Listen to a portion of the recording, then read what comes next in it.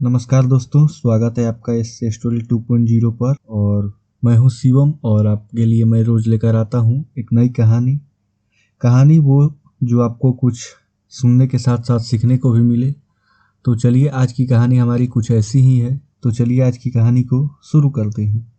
कहानी का शीर्षक है माँ का भूत। यह कहानी है लक्ष्मी की, जो सेठ बलदेव साहनी के घर की लक्ष्मी थी। लक्ष्मी के 3 भाई थे जो गांव के साहूकार थे। तीनों के तीनों हट्टे कट्टे और तंदुरुस्त थे, और लक्ष्मी अपने 3 भाइयों की एक अकेली बहन थी। जब लक्ष्मी 18 वर्ष की हुई तो सेठ जी ने लक्ष्मी विवाह के लिए घर में पंडित को बुलाया। पंडित जी, जजमान लक्ष्मी बिटिया की कुंडली जिस युवक से मिल रही है वह एक बहुत ही साधारण परिवार का है। सेठ उससे कहते हैं, अरे उससे क्या फर्क पड़ता है, हम तो अपनी बेटी को अपने घर में ही रखने वाले हैं, हमें तो घर जमाई चाहिए। पंडित जी कहते हैं, लेकिन जजमान मुझे नहीं लगता है कि ऐसा कुछ संभव हो पाएगा।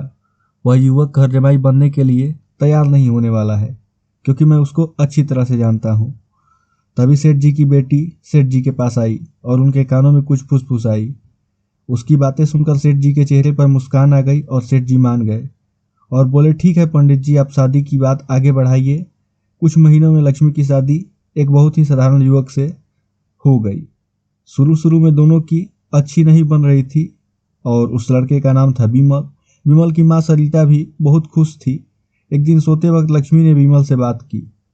लक्ष्मी बोली, सुनो जी, इस घर में सोफा है और ना ही इस घर में गद्दा, पलंग है और ना ही टीवी। आप मेरे साथ मेरे पापा के घर चलिए, वहाँ सब कुछ है। विमल, नहीं लक्ष्मी, अब यही तुम्हारा घर है, तुम्हें इसे ही अपना घर समझना होगा व इसमें ही रहने की आदत डाल लेनी चाहिए। यही तुम्हारे लिए और सबके लिए अच्छा होगा। उस दिन के बाद लक्ष्मी हर छोटी सी बात के लिए विमल से झगड़ा किया करती।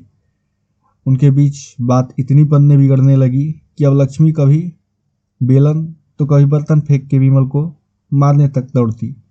सरिता, विमल बेटा ये क्या है, तुम दोनों ऐसे क्यों लड़ने लगे हो?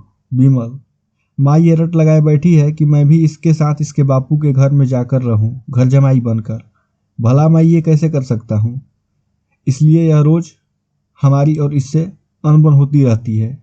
सरिता यानी विमल की माँ बोलती है कि अब एक काम कर, तू इससे अच्छे से समझा दे कि अब यही उसका घर है, यहीं उसे रहना है। अगले दिन फिर से लक्ष्मी विमल को अपने साथ लेकर चलने के लिए जोर डालने लगती है। फिर लक्ष्मी कहती है कि आप मेरे साथ मेरे घर चलिए, आपको यहाँ गरीबों की तरह जीने की कोई ज़रूरत नहीं है, मेरे पापा के पास सब कुछ है।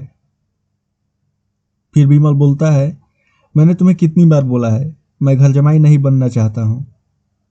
फिर लक्ष्मी बोलती है, अगर आप खुद मेरे साथ नहीं चलेंगे तो मैं मेरे भाइयों को बुलाकर आपको यहाँ ज़बरदस्ती से उठवा लूँगी। बहू की ये बात सुनकर सरिता को अपने बेटे की चिंता सताने लगी। सरिता बोलती है, इसके तीनों भाई तो इतने शक्तिशाली हैं, जो मेरे बेटे का क्या हाल होगा। यह मैंने क्या कर दिया, इससे अच्छा तो किसी गरीब की बेटी से ही शादी करवा दी होती, कम से कम कोई आफत तो नहीं आ जाती।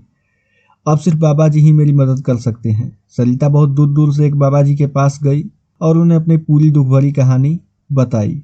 सरिता, अब आप ही बताइए बाबा जी, मैं अपने बेटे को बचाने के लिए क्या कर सकती हूँ? बाबा बोलते हैं, ये ताकतवर इंसान ऐसे ही होते हैं, हमेशा निर्बल को दबाना चाहते हैं। अब सिर्फ गुफा में रहने वाली ही डायन तुम्हारी मदद कर सकती है। सिर्फ वही तुम्हें ताकतवर बना सकती है, जिसे तुम अपने बेटे को आसानी से बचा सकती हो। सरिता फिर बाबा जी से बोलती है कि बाबा जी, आखिर मुझे ये डायन मिलेगी कहाँ? बाबा जी फिर बोलते हैं, वो उत्तर की दिशा में मिलेगी, लेकिन उससे मिलने के लिए तुम्हारे प्राण भी संकट में आ सकते हैं, सो इस बात का ध्यान रखना। सरिता कहती है कि मैं अपने बेटे की जान बचाने के लिए कुछ भी कर सकती हूँ। सरिता उत्तरी दिशा में निकल पड़ी और गुफा तक पहुँचते पहुँचते रात हो गई। सरिता बोलती है गुफा तक पहुँच के, है यहाँ कोई डायन? क्या आज एक खुद इंसान चलकर यहाँ आया है, वो भी मेरे खाना बनने? सरिता, मैं आपसे मिलने आया हूँ। डायन बोलती है, मिलने? मुझसे वो भी खुद चलकर? बताओ बताओ क्या बात है? सरिता फिर बोलती है, मैं अपने बेटे की जान बचाने के लिए आपके पास आई हूँ। सरिता ने डायन को अपना कहानी शुरू से बताई और डायन से मदद के लिए बोली। डायन, उपाय तो बहुत है लेकिन बहुत कठिन भी है।